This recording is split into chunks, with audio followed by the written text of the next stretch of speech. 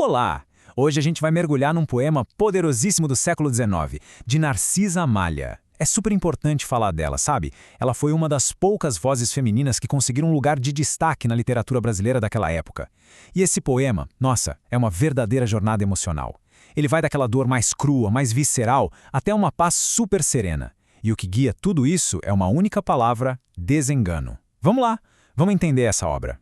Bom, o poema já começa com tudo. Essa epígrafe do escritor espanhol Zárate já dá o tom de uma perda assim profunda. Vi morrer a minha esperança antes mesmo do dia acabar. É pesado, né? Essa é a nota inicial que prepara a gente para todo o tema central que vem pela frente.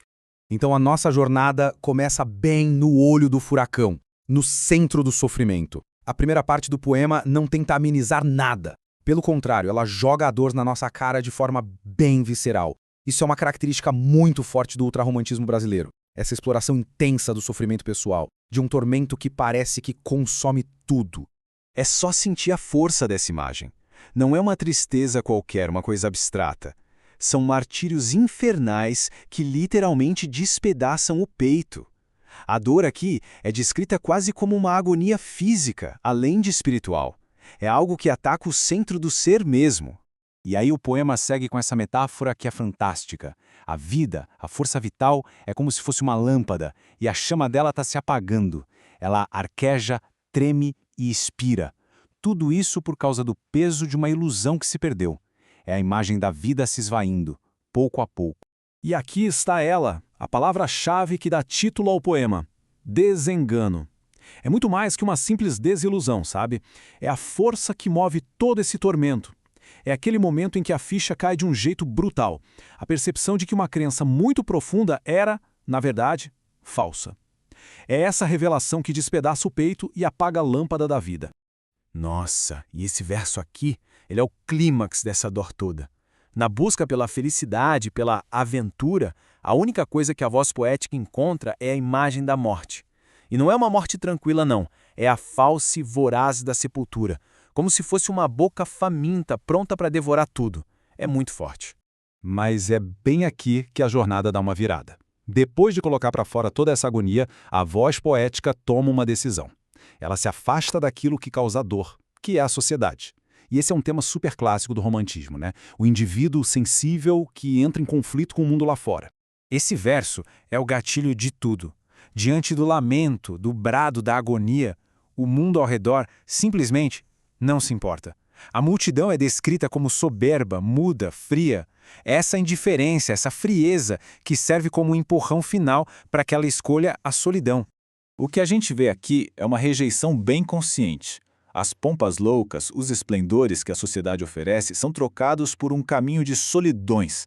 É uma escolha por um percurso que talvez seja mais autêntico, mesmo que continue sendo doloroso. E agora, na próxima fase, o tom do poema muda completamente. Fica mais calmo, mais contemplativo. Longe da multidão fria, a voz poética encontra um refúgio na natureza, que é outro pilar do pensamento romântico. Um novo universo começa a ser construído, pedacinho por pedacinho, só pela observação. A mudança de foco aqui é impressionante. A gente sai daquela dor interna gigantesca para reparar nos mínimos detalhes do mundo natural. A atenção se volta para a delicadeza de um inseto em cima de uma flor aquática. A perspectiva, claramente, está mudando. E esse novo mundo continua se formando. Agora o olhar vai para os girassóis, as clícias, que brincam na devesa. O poema até introduz a ideia de leveza, de brincadeira, um contraste absurdo com aquela multidão soberba, muda, fria de antes. E para fechar essa sequência de imagens, o olhar vai para cima. Depois de observar o chão, as flores, a contemplação agora se volta para as nuvens, as vaporosas ilhas do céu. A perspectiva, tanto literal quanto figurativamente, se ergueu do desespero para a admiração. Então, o que aconteceu aqui foi uma substituição. Os martírios infernais foram trocados por outra coisa. O foco da mente agora está ocupado por esses pequenos milagres da natureza. O pulsar da vida no inseto, o calor do sol, a beleza das flores. É como se um novo inventário de sensações tivesse tomado o lugar daquela dor de antes. E assim a gente chega na resolução, no final dessa jornada. E é muito importante notar que o poema não termina com uma felicidade eufórica, mas com algo que talvez seja até mais profundo, um estado de aceitação, de paz. Esse é o momento da reconciliação final, mas não com a sociedade, e sim com a existência em si. A conexão acontece através de um poder maior que é encontrado justamente na beleza da natureza que ela passou a observar com tanta atenção. É um ato de gratidão e de aceitação do seu destino.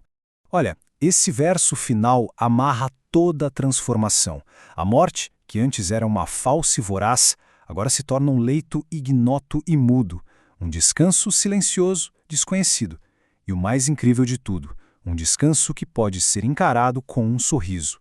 Resumindo tudo, Desengano nos leva por um arco emocional completo. Começa com aquela dor que dilacera, da desilusão, passa pela rejeição consciente de um mundo indiferente e termina não na recuperação da esperança perdida, mas na descoberta de uma paz serena, encontrada na solidão e na natureza. Essa jornada que Narcisa Malha escreveu lá no século XIX ainda ressoa de um jeito universal, né? O poema acaba deixando uma pergunta no ar. Quando as nossas ilusões se quebram e o mundo parece indiferente, para onde a gente se volta? Para encontrar algum consolo, para encontrar um pouco de paz?